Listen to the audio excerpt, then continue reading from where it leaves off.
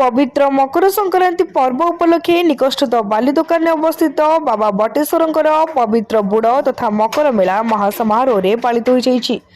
पवित्र संक्रांति दिन प्रातः बाबांकर विभिन्न नीति पालन पूर्वक पूजा अर्चना कर निकटस्थ 6टी ग्राम गोधनपड़ा छड़ासिंह काकरपुट नुआगाँ गयल और खंदोल ग्राम में आराध्या देव सुसज्जित विमान रे महादेव प्रांगण में पहुंची यथा विधि अनुसार पूजा आरंभ होता।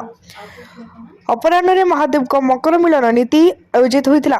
मंदिर चूड़ारे पूजा पंडा माने नूतन पताका बांधिबा सहित ठाकुरंकर मकर मिलन करा।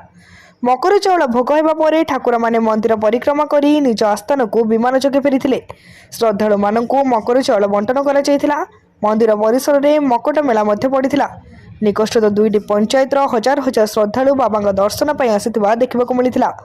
ଏହି ଅବସରରେ ସ୍ଥାନୀୟ ଯୁବକମାନଙ୍କ ମଧ୍ୟରେ ଓ ସହଯୋଗରେ 2000 ଶ୍ରଦ୍ଧାଳୁଙ୍କ ପାଇଁ ମାଗଣାରେ ଅନ୍ନପ୍ରସାଦ ଡାଲମା ଖଟା ଓ କ୍ଷୀରି ପ୍ରସାଦ ବ୍ୟବସ୍ଥା କରାଯାଇଥିଲା।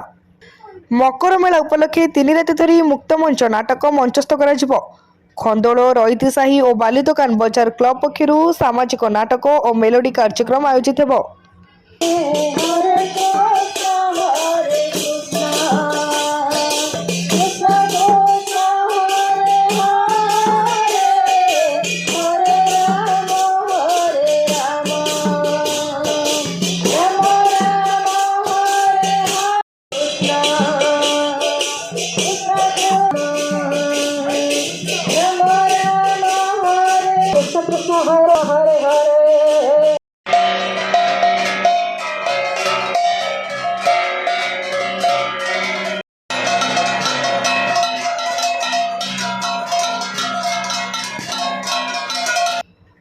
कोणार्करू ज्ञानरंजन विश्वाल रिपोर्ट तीर्थक्षेत्र लाइव।